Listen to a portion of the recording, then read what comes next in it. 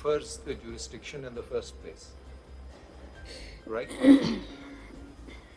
Right or wrong? Not an absolute rule. Okay. A statute doesn't provide an appeal. Another statute can provide on the same footing, it can provide an appeal. Or an amendment in the statute can provide an appeal. Here, the jurisdiction creating statute or instrument is the Constitution. If a right of appeal is to be provided, it has to be provided by the Constitution, not by sub-constitutional legislation. Because the effect of sub-constitutional legislation would be that you would be conferring the powers on a sub-constitutional instrument to provide such appeal. Is that doable jurisprudentially? My lord, the position which I've stated before your lordship, and then I'll move on, I'll just state, because I'm very conscious of the fact that your lordships have taken a different position in the Ghulam Muhyiddin case. I will deal with that judgment when I come to that. But my position is number one. If this appeal under the statute is unconstitutional, then the appeal under the law reforms ordinance is unconstitutional. मैं सिर्फ principal आपसे इसीलिए मैं principal की बात if तो ठीक है I mean उसका जवाब तो ये है one those matters are not before us, two wrongs would not make and right. The appeal under the contempt of court ordinance has been upheld as constitutional by this court. Yes, that is also an intra-court appeal by a statute. Under different circumstances and for different reasons. जी. मैं आपसे ये पूछ रहा हूँ कि ये jurisprudential जो principal है कि आप किसी और स्टैट्यूट से which is not on the same plane as the original statute which conferred jurisdiction, आप right of appeal provide कर सकते हैं considering that it is a substantive right. So by sub-constitutional legislation, can you exercise the same powers as are envisaged in the Constitution, i.e. creating a right of appeal? My lord, your lordship, ignoring the fact that the instrument that creates the jurisdiction does not provide an appeal. My lord, I think the instrument which creates the judicial forum in the first place is irrelevant. The issue is whether that particular provision has a bar to creating such an appeal through an ordinary statute, number one. Is there any bar in Article 185 that such intra-court appeals cannot be created? What I'm trying to understand, where does this bar come from? From the language itself, subject Which to language? the Constitution and the law. You see, you're relying on this language to say this is enabling and this gives competence. But there are other language where the Constitution gives enabling powers to Parliament and gives it competence. It's totally different language. So you are not creating any difference in that language. You are not saying that where the Constitution is saying it may by law or it may by or under any law, which is a direct power that it is giving to the Parliament, you are not making any distinction there. You are just saying read competence into the word law. The word law has been used over 400 times in the Constitution. Do we read competence into every word law is used, or do we now start distinguishing यहाँ law का कुछ मतलब है, यहाँ law का कुछ और मतलब है? That's why for interpretation you follow principles. So which principle are you following? And on what principle will we be able to say in the next case and the next case that this is the principle that we followed? I think these are two separate questions. Your ladyship is still on the question of competence. The judge has asked a question regarding procedure. These are two separate questions which should not be confused. It's not separate, it's the same, and it goes back to Justice Shahid's question as to the manner in which any change in the jurisdiction given by the Constitution Where is the bar in the Constitution which says that the constitutional forum created by the Constitution bars the statutory remedy? Where is the bar? Achha, can you cite any example where the jurisdiction creating statute does not provide an appeal, and by way of subordinate legislation, an appeal has been provided. Or to extend the example further, through another statute which is not on the same plane, an appeal has been created. My lord, your lordship doesn't have to go to statute and rules. Your lordship just has to look at constitutional forums and intra-court appeals. Intra-court appeals. That is precisely the point. I think Article 270 is answer to the question, where the constitution maker has upheld the jurisdiction of the parliament to enact by providing to the Supreme Court. देखिए इसमें 270 में protection दे दी गई है. No, but इसका मतलब है उसको please sir, the question is ये है ना कि उसमें वो अपील की रेमेडी दे दी गई है. उस अपील की रेमेडी को अपहेल्ड कर दी. My brethren, to let's one speak at a time. Where original jurisdiction has been created, conferred by the Constitution. Can sub-constitutional legislation interfere in that? And yes, if there is no bar, and no, it can. There is a bar. The bar is item 55, and there is which says express authorization. Now we have repeatedly asked you, where is the express authorization? 175(2) doesn't cut it. My lord, I have stated 170. During the break, I went through the LPG Association against, and I stand wiser actually. I think 175 could grant that authorization. Yes. So that is, I've stated that. I take your lordship's point. Maybe I will elaborate it when I come to your lordship, and I have the very difficult task to argue against the judgment. Please proceed. Please read with a very heavy heart. Article 270. Please read it. Ji. Then मैं move on so that I finish, sir. I know your lordships are temporary validation of certain laws. As a side note, since you represent a political party, did anyone vote against this? Any political party vote against this law? Sir, if you don't know the answer, you can give it later. Attorney General, मेरे ख्याल में Senate में PTI वालों. आपके clients बता सकेंगे ना? नहीं, मेरे clients ने तो voted for. नहीं, naturally could. Yes. I didn't ask. Sir, I'll move on to the next. But I'll come back to, and your lordship's question was. 270. ये Article 270 आप पढ़ रहे हैं? जी, sorry.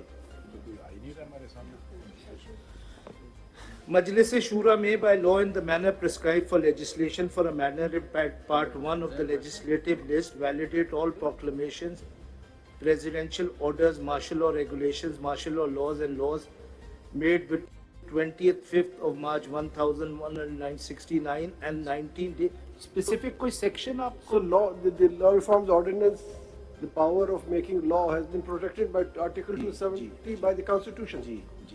तो जब एक मर्तबा वो power Constitution ने कहा कि ठीक है. सर ये retrospective protection है. फर्दर के लिए भी है. Post-facto approval थी भाई. फर्दर भी उसको आज तक यूटिलाइज नहीं पाऊँ. I take your point. I'll move on to the next one. ठीक है?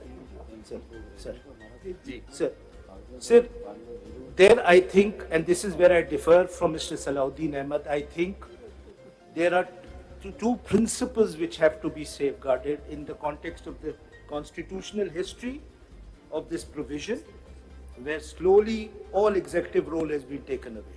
This is not happening in India. The executive role is still there in 145.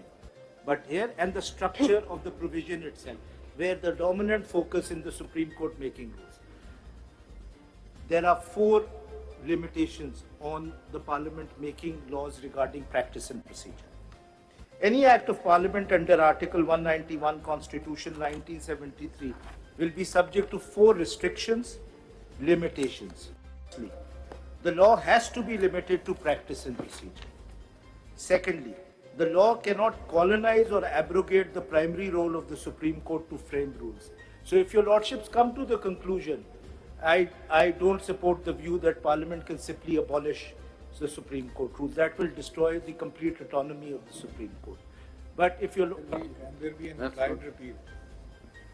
Mr. Salahuddin took the position that can be expressly repealed, Can there be an implied repeal? There can be implied repeal, but does that amount to destroying the power of the Supreme Court framing rules? That has to be seen provision by There can be implied repeal. Why can't there be express repeal?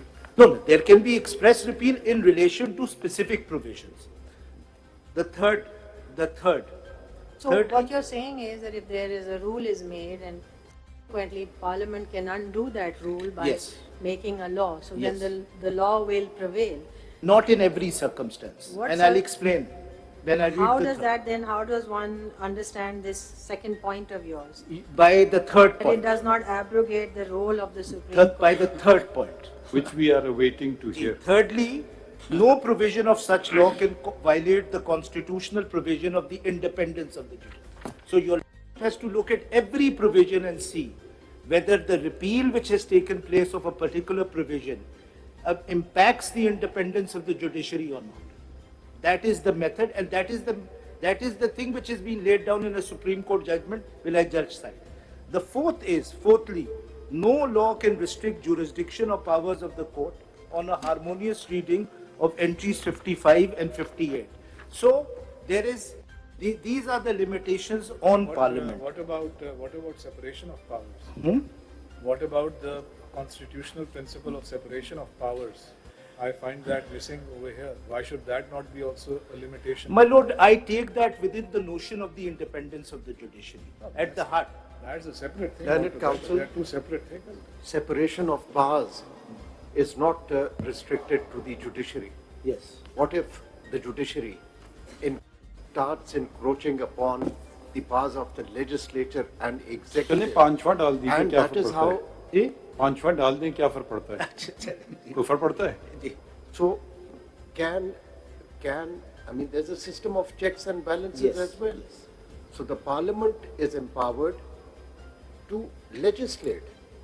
And all that they have legislated is something which ensures to justice. That is what I will show when I come to provision by provision, that none of these provisions. Can you elaborate a bit more on your second one? The court cannot colonize or abrogate the primary role of the Supreme Court to frame such. My lord, Kindly an elaborate a bit more. example of that is the Bas Kakar case. It's a classical example as to why the Supreme Court struck down that law. What in the Bas Kakar case, the Contempt of Court Act 2012 did, is that in terms of actual cases pending before a particular judge, in which that judge had taken cognizance of, for example, a contempt on the face, in that, legislature interfered and that said that that case will go before another judge. That's not practice and procedure. That's not No, practice. but and I'm saying that is that. No, but Bas Kakar was decided in the context of Article 204. No, I'm giving you an example. But that was a different context. Give me an example of 191 when you say. I'll give you an example. Colonize or abrogate. I'll give you an example. Let's take section 2. If there was any role. आप जरा specific example नहीं, मुझे जरा पहले इस principle को जरा समझाइए। नहीं, वही मैं principle. आपकी limitation मैं क्या एक है? example से principle को. Let's say that section 2 envisaged some kind of role of the executive in the constitution of the bench. That I would say would be a violation of 191 and the principle of the independence of the judiciary. I would regard section 2. I mean section 3 actually. Section 2 sir committee जो बनती है, एक committee member chief 3 में है ना? जी 3 में है? 2 में है ना, 3 में तो वो है ना सर maintainability वाला सर. Sorry, 2 में है. I would regard that as colonizing the. I know your And lordship comment used, about you've used very interesting words. Colonization. Colonize, तो colonize. बस ये literature पढ़ के थोड़ी सी colonize गलत हो आदत गया ना इसको. इसलिए मैं आपसे you're making an interesting point, but I want you on the plane of principle kindly to this point further. Sir, this cannot be preemptively elaborated. This can only be understood through example because one doesn't know. Your lordship has to examine this provision by provision. That is why what I would be suggesting, that there is a debate between that we should open the door and not be afraid of it, and there is a suggestion about closing the door. I would say keep the door open, but there should be certain padlocks on it. नहीं उसके अंदर The other way is that you keep the door open, but has sit the watchdog is sitting. Yes. And watchdog ensures that nothing, fundamental rights are not violated. So all your 5 points could be summed up by saying that as long as that law doesn't violate the fundamental rights, which includes access to justice, independence of judiciary. Siddiqui आप साहब, ये जो आपने बात की है second, ये आपका जो Siddiqui second है, how साहब। does that square with the implied repeal? आपका ये जो second point है ना, जी। secondly the court cannot colonize or abrogate. आपने अभी कहा कि implied repeal is possible. Yes. Kindly explain to me Sir, how. As a principle, sorry. principle की बात Sorry. करें ना. I mean, don't go into the nitty-gritty right now. वो तो आप आगे जाके करेंगे. मैं आपका principle समझ रहा हूँ. How does this square with the? You say there can't be express repeal, but how does this square with implied repeal? no, sir, there can be express and implied. What Mr. Salahuddin argued that the Parliament can get rid of the entire Supreme Court rules. I'm not advocating that on a particular rule. How do we identify the core that cannot be repealed? Yes. Mr. Faisal, the core would be that in case, Mr. Salahuddin might be correct, you see, they can strike down the entire set of rules provided they don't violate the independence of judiciary. Your argument is the same. No. Why stand on any provision? Suppose theoretically speaking, if you bring out a law which takes away all the rules that are there, but it doesn't affect the independence of judiciary, maybe enhances the independence of judiciary, what's wrong? My lord, I think what is underlining 191, and this is something which should be safeguarded at all circumstances, is at the heart of 191 is not the law made by Parliament, but the internal autonomy of the Supreme Court. There has to be some Siddiqui principle. साहब, my question, please. जी, जी, जी. ये article 191 की जो language है that starts with subject to the law in the constitution. There are very few articles of the constitution which starts with the word. There are only three. Only three. Yes.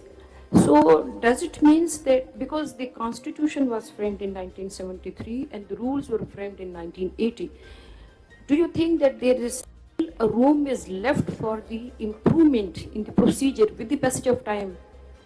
Like 184(3), whenever it has been used, पूरे मुल्क की बुनियादें हिला दी उसने जब भी इस्तेमाल हुए. So do you think there is a room left for improvement in Article 184(3) or the procedure of the Supreme Court? My lord, I think Intentionally that has been done. whatever amendments, and I'll take your ladyship through each of the amendments, whatever amendments have been done, I think that shows that reform is required under Article 184. So can I just understand? आप ये कह रहे हैं कि 191 enables Parliament to make law. Yes. The principle to apply will be the independence of the judiciary. So the independence of the judiciary and the ability to make rules should be protected and preserved. But Parliament can make law with reference to practice and procedure. Yes. If they do make that law with reference to practice and procedure, so that's not undermining that principle of independence of the judiciary, but then we then go into the provisions that Yes. they'll start making of practice and procedure, and so then see whether that means that.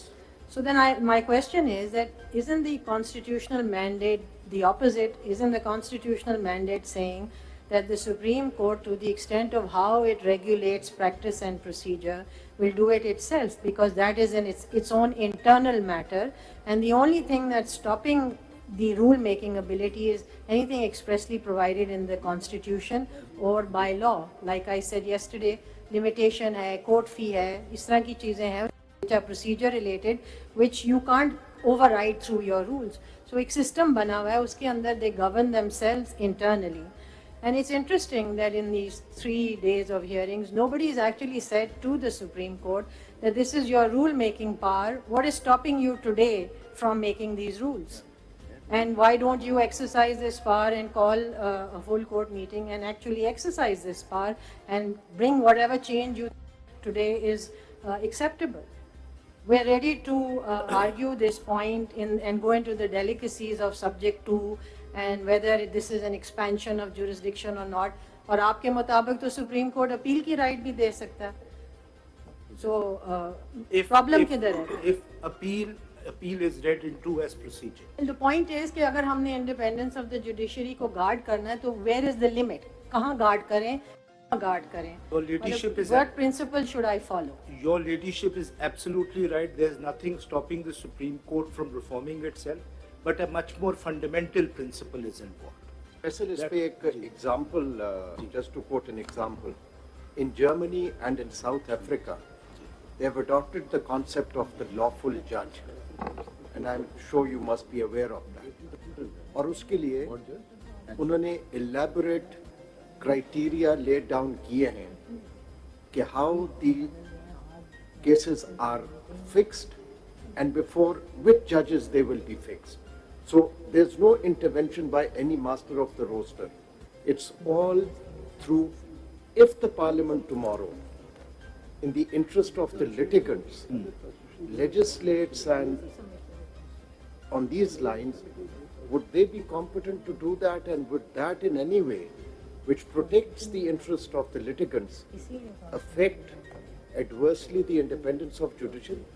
Look, that is my precise point, that the issue is that does 191 create this delicate balance between preserving the internal autonomy of the court, but at the same time give a check and balance role to the legislature. That's the central point. That is why, regardless of whether there are internal reforms or not, the parliamentary role cannot be eliminated. But the parliamentary role, of course, has to come within the ambit of 191.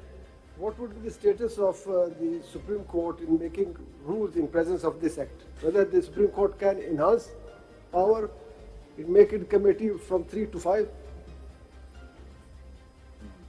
My Lord, the first thing is, and this goes back, connecting both your questions, goes back that in terms of these rules, of course, there are certain rules of the Supreme Court right now which are in conflict with these rules. Like Section 2 of this Act is in conflict with Order 11.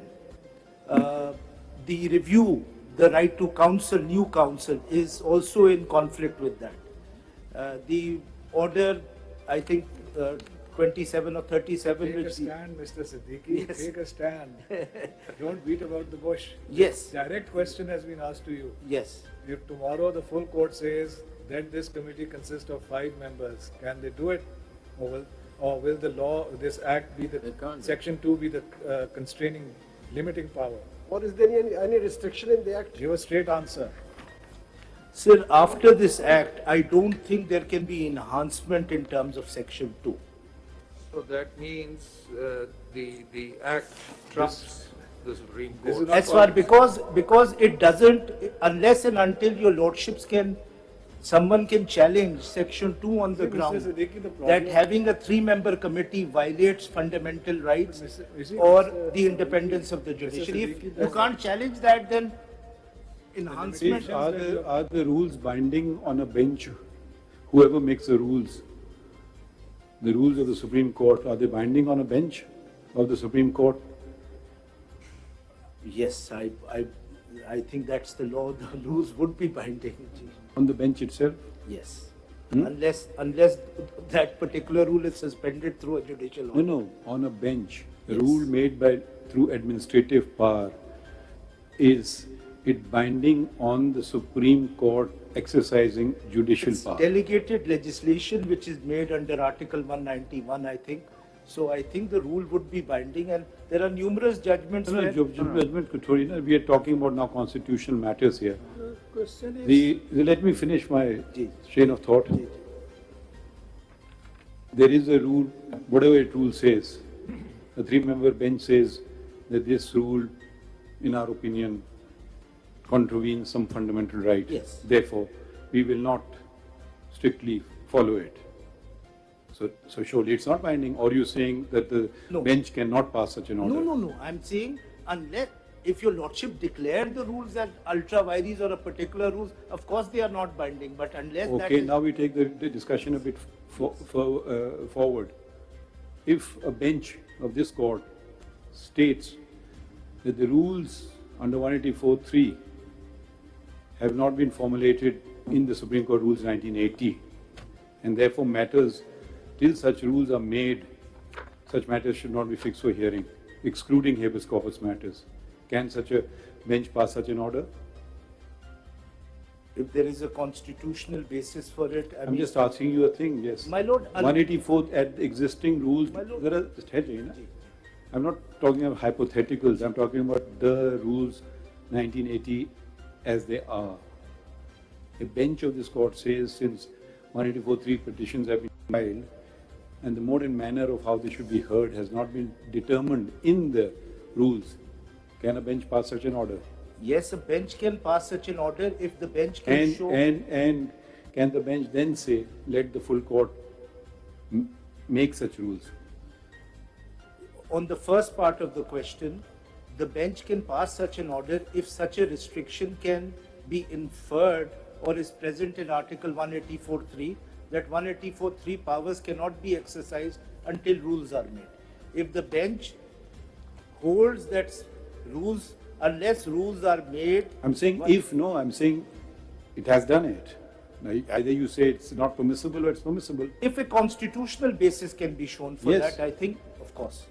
Okay. I mean, if the rules are violative of the Constitution... There has been a case where a bench, yes, I know, very bench of this court said that the rule should be enacted by the full court. Yes.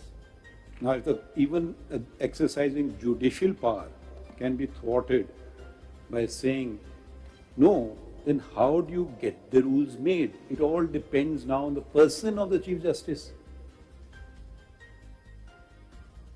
Please explain that to me. I mean, why are we just skirting the issue, hypotheticals? Why are we not coming to actual practical things which are happening in Pakistan where cases have been decided and sort of all over the place? Just take the bull by the horns and ask the question. I'll come to that. I'll just cite two judgments. Judgments, I mean, I just want to know clarity on this issue. मैं वो खत्म कर दूं, 1 minute दीजिएगा मुझे, सिर्फ 1 minute. There are two judgments, if your lordship, and I will not read them because I've already... You can just add to that. Parliament can't make it. The judicial order cannot ask for these being made.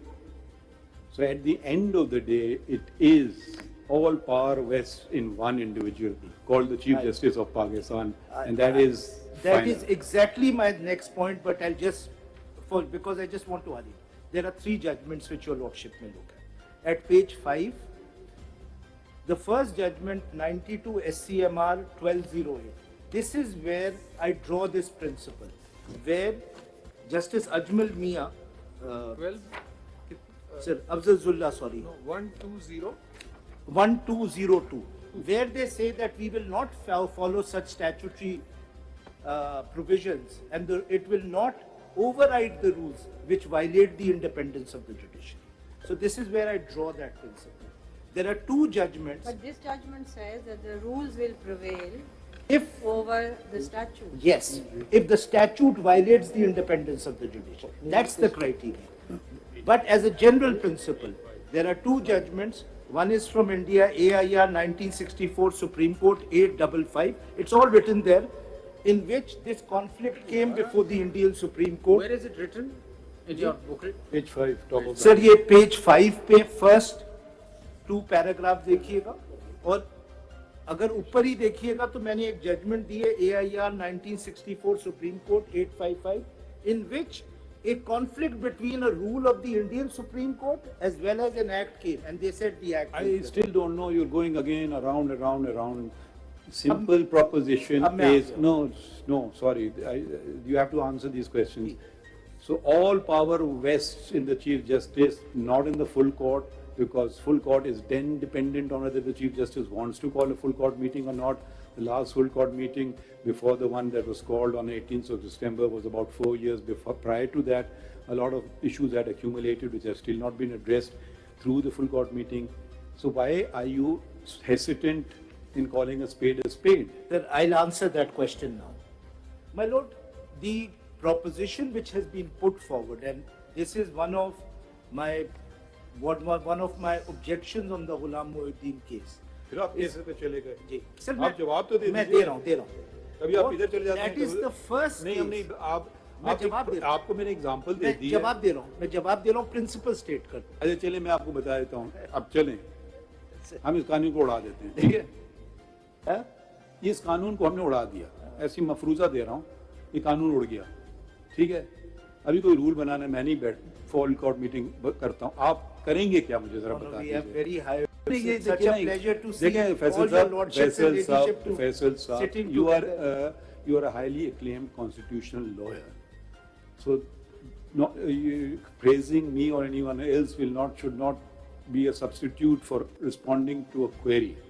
A constitutional query I'm asking you. अभी यही query आपका, आप फिर आप इस case में ले जाएंगे गुलाम मोहम्मद केस। अब मैं कोई केस साइट नहीं करूंगा, आपके सवाल का जवाब देता। Sir, the independence of the judiciary is not linked or is not threatened if the role of the Chief Justice is reduced. Now, that is not the principle. That I think it took you a long time to say that. Yes. No, I've written that here, sir. You haven't said it. That here.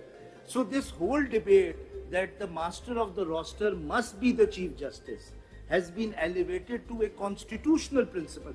It is nowhere in any case law as a constitutional principle. As Mr. Salahuddin rightly pointed out, its whole basis is in terms of judicial history and in terms of statutory law. Ghulam Muhyiddin case is the first case which lays down that the Chief Justice, being the master of the roster, is linked with the independence of the judiciary. Your Lordship will find no case which makes this link. The link has always been with the independence of the judiciary linked with the Supreme Court itself, not with the particular... Mr. Faizal Siddiqui, as far as the interpretation of judgments, whatever has been decided, you can give a lecture in a law school. Okay? Here the full court of Pakistan is sitting. We don't want to be given a lecture on precedents. We want to be enlightened by the understanding of the Constitution, which we keep saying is an organic thing, pulsating, evolving, catering to all sorts of situations. I mean, if you're just going to be stuck with the case law, then we should just take a lecture in some law school. My answer is... There is no constitutional input then coming. My answer is that there is nothing in the Constitution... The context of that, what you're citing from that judgment is legislative intervention. But the problem is not whether the Chief Justice is the master of the roster. That is not the context of what we are considering now. The context is, and let me therefore ask you the question which I have asked Mr. Salahuddin and Mr. Zaid Ibrahim. I thought if we talk about which question comes first, now another question has been put on another question. Can you answer mine and we get on with it, and another question can be asked. So please don't mix up my question with other questions. You respond to my question. Let another question be asked after you've given an answer, or you can keep your answers safe till you finish your submissions.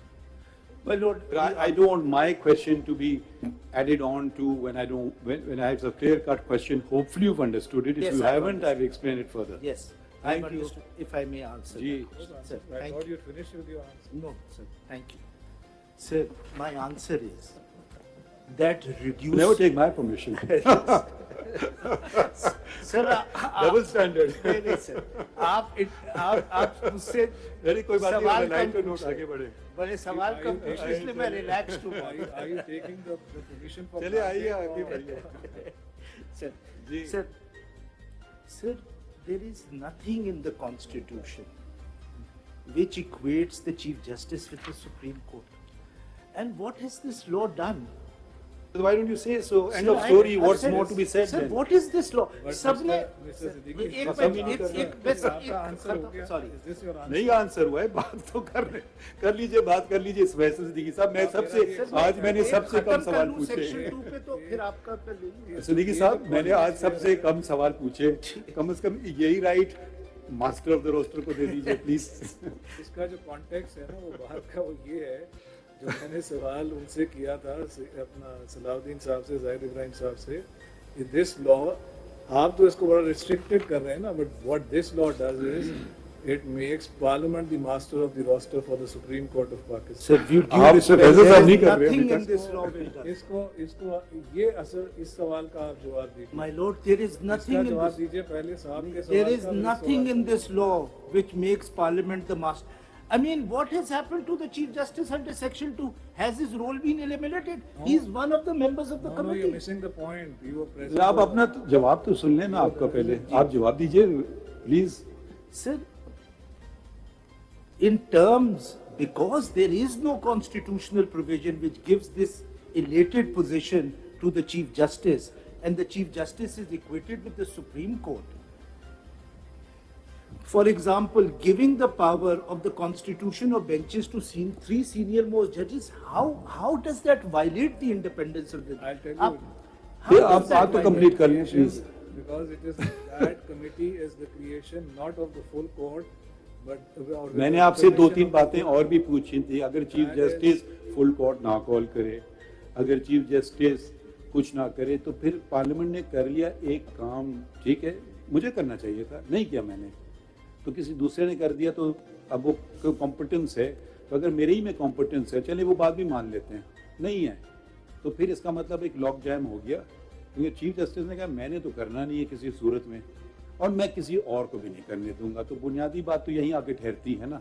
अब सादी बातों को सादे अल्फाज में बयान कर देना, इतने जजमेंट्स, ये पहले इशू आया नहीं था सुप्रीम कोर्ट के पास, तो नया इशू है, तो आप ज़्यादा आइन को मद्देनज़र रखते हुए उसकी तशरीह कीजिए ना। अगर हम आइन की तशरीह सिर्फ जजमेंट से करने बैठें तो फिर हमें टेक्स्ट बुक उठा लेंगे, पढ़ लेंगे, उसमें वकीलों की ज़रूरत नहीं है, उसके कॉन्स्टिट्यूशनल लॉयर्स की भी ज़रूरत नहीं होगी। आप कहिएगा फलां आप पढ़ लीजिए बुक ऑन कॉन्स्टिट्यूशनल लॉ, आपको सारे जवाब मिल जाएंगे, नहीं, वहाँ जवाब नहीं मिलेंगे, क्योंकि अब जो चीज़ें हम अब देख रहे हैं वो पहले नहीं देखी गई थी, और हो सकता है पहले गलत देखी गई हों, ये भी मुमकिन है। तो अपना विजन खुला रखना चाहिए, बेशक वो मेरे खिलाफ बात हो या मेरे फेवर में हो। इधर तो मैं अपने फ़ायदे की बात नहीं कर रहा हूँ, जो आपको इसमें कोई रुकावट होना चाहिए कि आप चीफ जस्टिस के सामने खड़े हों और चीफ जस्टिस कह रहे हैं कि आप मेरे इख्तियारात में कमी ला रहे हो, तो आप हिचकिचाहट क्यों, आपकी तरफ से क्यों ये हिचकिचाहट है? नहीं, मैंने तो क्लियरली स्टेट